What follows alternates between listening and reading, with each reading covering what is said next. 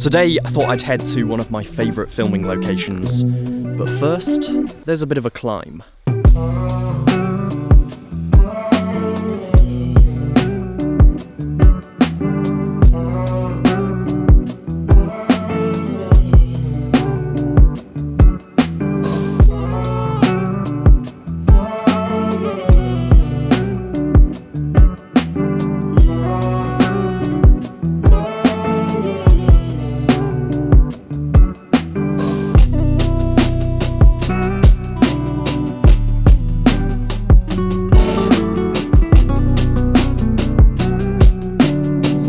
Here it is.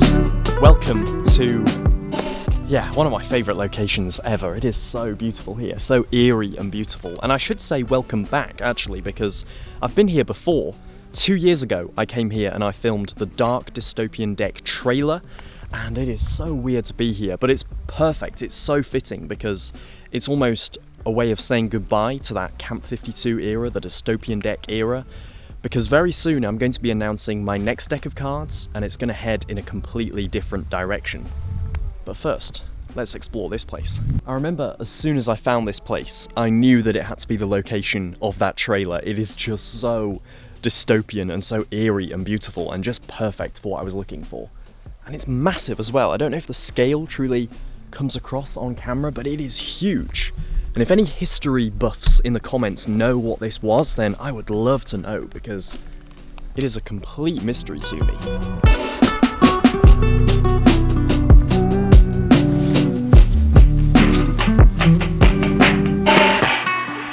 One of the most common things that I get asked is from people who are sort of falling out of love with magic a bit, and they're losing interest and they don't quite know how to reignite their passion for magic. And my number one tip is always a magic book. Not necessarily this one, but this is one that I've brought on this particular trip.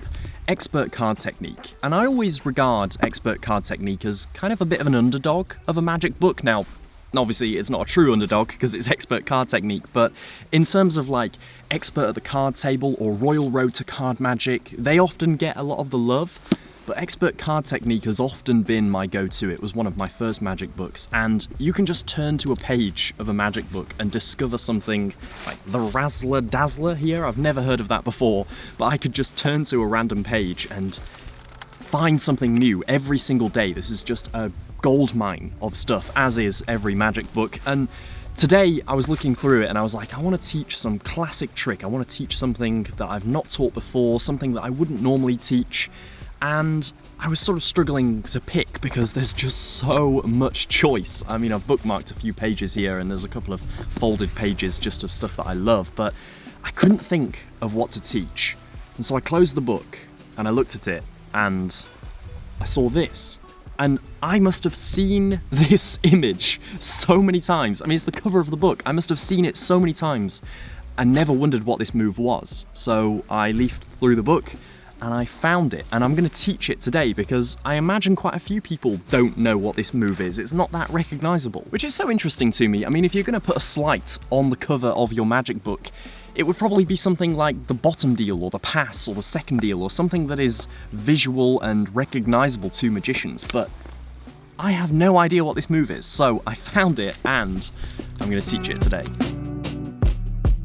Of course, to teach this trick, I need a deck of cards, and this is a deck of cards. I have no idea what it's going to be. I was sent this. This deck is currently on Kickstarter. I'm going to leave a link down below to the Kickstarter and their Instagram, but I truly have no idea what this deck looks like, so let's find out. Time for a 60-second deck review. Taking a look at the box, we've got a very standard bicycle format with this sort of hexagonal theme going on and all these hexagonal dots on a grid. I like it. It reminds me of a sort of video game in a way, I don't know. The box itself is actually textured on the inside. That's quite interesting. Of course, the quality is absolutely perfect. This is the back design and it is borderless and it looks almost like a sort of digital glitch in a way. That's the vibe I'm getting from it. And I can tell you that these are marked but I can't tell you how. Apart from the aces, the faces are standard, they're all completely normal, but every ace is a leading ace, and they've all got that sort of hexagonal pattern within them. Yeah, it's interesting. We've got a double backer, we've got a duplicate King of Hearts, and that's the Joker, if you're interested. Overall, I'd call this a well-rounded package, and some people will absolutely love this back design. Others, not so much. I'm kind of somewhere in the middle, and if you want to support this on Kickstarter, there's a link down in the description. Alright, deck review over. No idea if that was 60 seconds or not, but let's learn that thing from the cover of Expert Card Technique, whatever it is called. I'm going to call it the flippity-dippity switchy thing. So, the move. Believe it or not, this is actually a switch, but they teach it more as a sort of colour change in the book. I prefer it as an offbeat switch, something that the spectator isn't directly staring at, but that just sort of happens in quite a flourishy way. Whether it's something you'd actually use is a different question, but this is sort of what I think it would look like.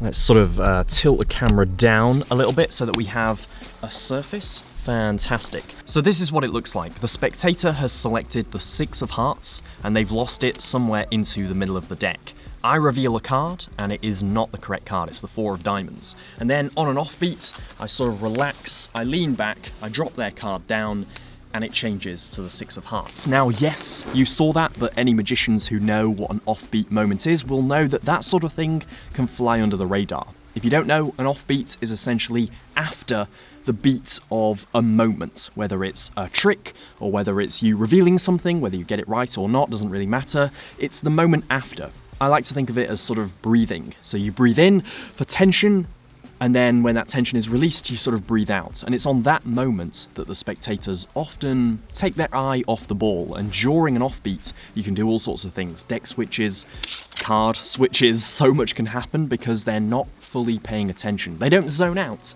but they're not sort of burning you and really looking at what you're doing. So in that moment, you can switch a card. And this is quite a nice way of doing it, and it's quite out in the open. So you reveal a card just like this, and I'm holding it at the fingertips, so thumb and fingertips just like this, and I'm making sure to leave lots of room here with my pinky and ring finger. And that is where I'm going to clip this card. Now, does this image look familiar? Well, it should, because it's exactly this image.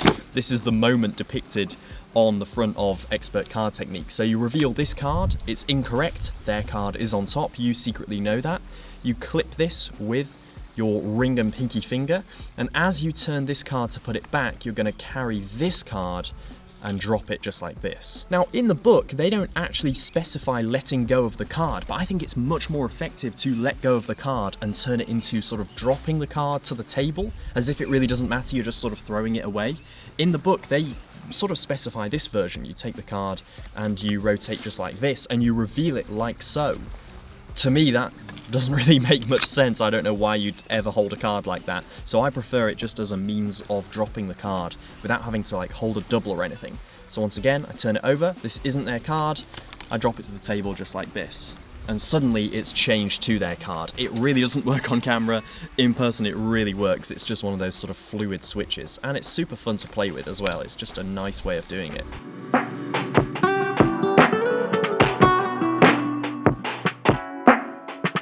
So there we have it for this video. I really hope you enjoyed this one. I'm not entirely sure what this was, just something a little bit different.